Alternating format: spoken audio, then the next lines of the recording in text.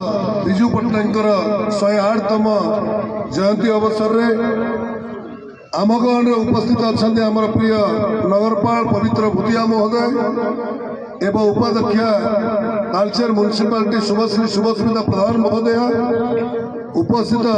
समस्त काउंसिलर सरपंच समिति मेंबर जिला परिषद एवं विजु जनता दल परिवार समस्त कर्मकर्ता एवं बार एसोसिएशन आसवा समस्त कर्मकर्ता उपस्थित समस्त मु कार्यक्रम रे स्वागत करुच्ची धन्यवाद ज्ञापन करुच्ची। जो विजु बाबू दिने ओडिशार गर्व गौरव थिले से आज अजर अमर हो रही केवल ओडिशा नुह समग्र भारत वर्ष नुह समग्र विश्व रे निजर जे परिचय सृष्टि करें से होती विजु पट्टनायक। नव ओडिशार निर्माता थिले विजु पट्टनायक दिने स्वप्न देखी ओडिशा को सुनार ओडिशा करेंगे एवं से अनुजाई आज भारतर प्रथम प्रधानमंत्री जवाहरलाल नेहरू को नहीं से पारादीप पोर्टर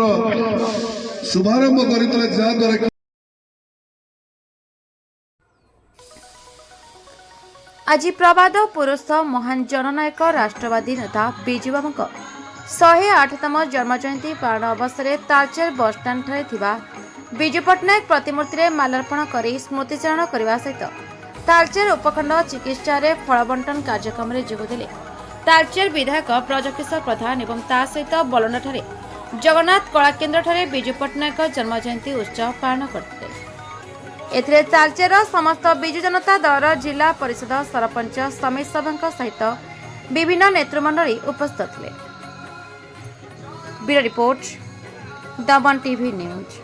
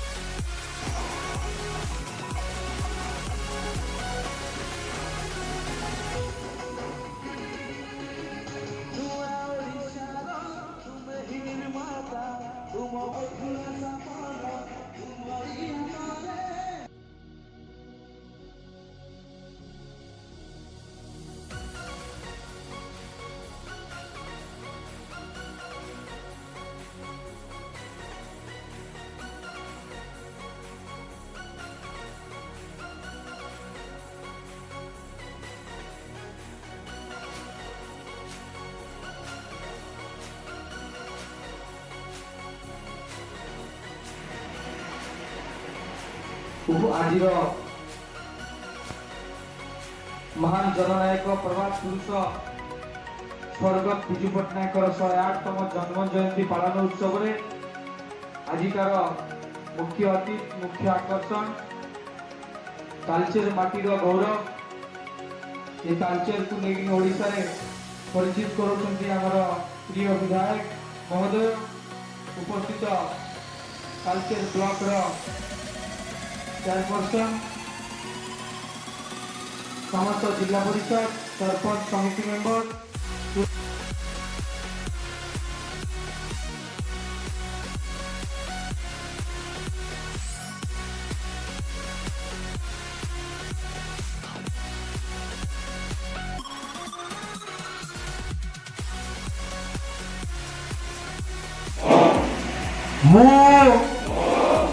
विजु जनता दल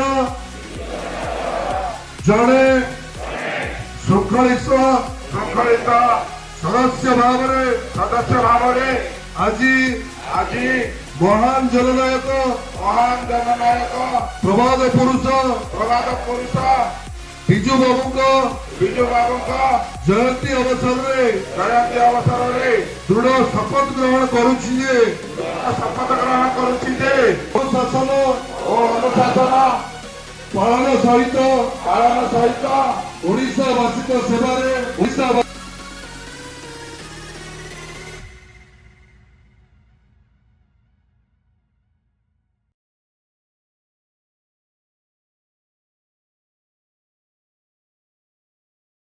ଜନ୍ମ ଜୟନ୍ତୀ ଅବସରରେ କ'ଣ କହିବେ?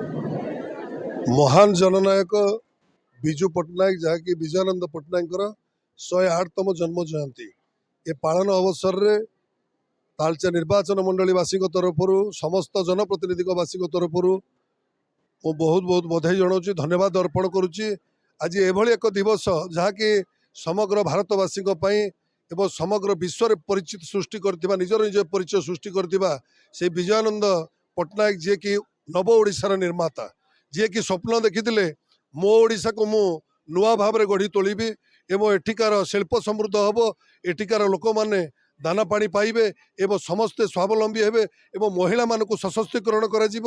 ଏବଂ ଯେଉଁ ଦେଶ ଯେଉଁ ରାଜ୍ୟରେ ମହିଳାମାନେ ଆଗକୁ ଯାଇନାହାନ୍ତି ସେମାନେ କେବେ ହେଲେ ଉନ୍ନତି କରିପାରିବନି ସେ ସମାଜ, ତେଣୁ ଆହ୍ୱାନ ଦେଇଥିଲେ ବିଜୁ ବାବୁ। ଆଜି ତାଙ୍କ ଦିବସରେ ପଞ୍ଚାୟତରାଜ ଦିବସ ପାଳନ କରାଯାଉଛି। ଯେତେବେଳେ ଡାକରା ଦେଇଥିଲେ ଜାତିର ଜନକ ମହାତ୍ମା ଗାନ୍ଧୀ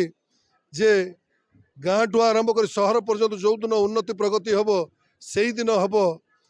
ରାମରାଜ୍ୟ, ସେଇ ଅନୁସାରେ ବିଜୁ ବାବୁ ଗୋଟିଏ କଥା କହିଥିଲେ ଯେ ଯଦି ଆଜି ଗ୍ରାମ ସ୍ୱରାଜ, ଆଜି ଗାଁର ପ୍ରତ୍ୟେକ ୱାର୍ଡର ଯଦି ମଙ୍ଗଳ ହେବ ତାହେଲେ ପଞ୍ଚାୟତର ମଙ୍ଗଳ ହେବ, ଉନ୍ନତି ହେବ, ତାପରେ ଉପଖଣ୍ଡର ହେବ, ଜିଲ୍ଲାର ହେବ ଓ ରାଜ୍ୟର ହେବ। ଆଜି ତାଙ୍କ ନାମରେ ଆଜି ପଞ୍ଚାୟତରାଜ ଦିବସ ଆମେ ଆଜି ପାଳନ କରୁଛେ। ଏ ମହାନ ଜନନାୟକ ଯିଏକି ଦିନ ଥିଲା ଇଣ୍ଡୋନେସିଆର ଭୂମିପୁତ୍ର ଆୱାର୍ଡ ପାଇଛନ୍ତି ଏବଂ ଯୁଦ୍ଧରେ ମଧ୍ୟ ନିଜକୁ ସାମିଲ କରିଛନ୍ତି ଏବଂ ପାକିସ୍ତାନ ପର୍ଯ୍ୟନ୍ତ ସାଇକେଲ ଯାତ୍ରା କଥା କୁହନ୍ତୁ କିମ୍ବା ଯେତେବେଳେ ଭାରତର ସଙ୍କଟ ଆସେ ସେ କଥା କୁହନ୍ତୁ କିମ୍ବା ଷ୍ଟିଲ୍ ପ୍ଲାଣ୍ଟ ରାଉରକେଲା ଏବଂ ପାରାଦୀପ ପୋର୍ଟ ଏବଂ କଳିଙ୍ଗ ଟ୍ୟୁବ୍, କଳିଙ୍ଗ ଆଇରନ୍ ଭଳି ଯେଉଁ ଶିଳ୍ପ ଉଦ୍ୟୋଗ ସେ ସୃଷ୍ଟି କରିଥିଲେ ଓଡ଼ିଶା ମାଟିରେ, ସେଇଭଳି ଜନନାୟକ ଆମକୁ ନିଶ୍ଚିନ୍ତ ଭାବରେ ପ୍ରେରଣା ଦିଏ ଯେ ଓଡ଼ିଶାବାସୀ ସଶକ୍ତ ହୁଅନ୍ତୁ। ଆଜି ଯେଉଁଭଳି ଭାବରେ ପ୍ରିୟ ମୁଖ୍ୟମନ୍ତ୍ରୀ ନବୀନ ପଟ୍ଟନାୟକ ପ୍ରତ୍ୟେକଟି କ୍ଷେତ୍ରରେ ଆଜି ଓଡ଼ିଶାକୁ ମଜବୁତ କରିବା ସହିତ ପ୍ରତ୍ୟେକ କ୍ଷେତ୍ରରେ ମାଆମାନଙ୍କୁ ସ୍ୱାବଲମ୍ବୀ କରିବା ସହିତ ଚାଷୀମାନଙ୍କଠୁ ଆରମ୍ଭ କରି ଖଟିଖିଆ ମୂଲିଆଠୁ ଆରମ୍ଭ କରି ସମସ୍ତ ବର୍ଗର ଲୋକମାନଙ୍କୁ ଯେମିତି ଆଶୀର୍ବାଦ କରିଛନ୍ତି, ଇଏ ଗୋଟିଏ ଆମ ପାଇଁ ପ୍ରେରଣା। ଏଣୁ ତାଙ୍କୁ ଆଜି ସେଇ ବିଜୟାନନ୍ଦ ପଟ୍ଟନାୟକଙ୍କୁ ବିଜୁ ବାବୁଙ୍କୁ ମନେ ପକାଇବା ପାଇଁ ଏବଂ ଲୋକମାନଙ୍କ ମନ ଭିତରେ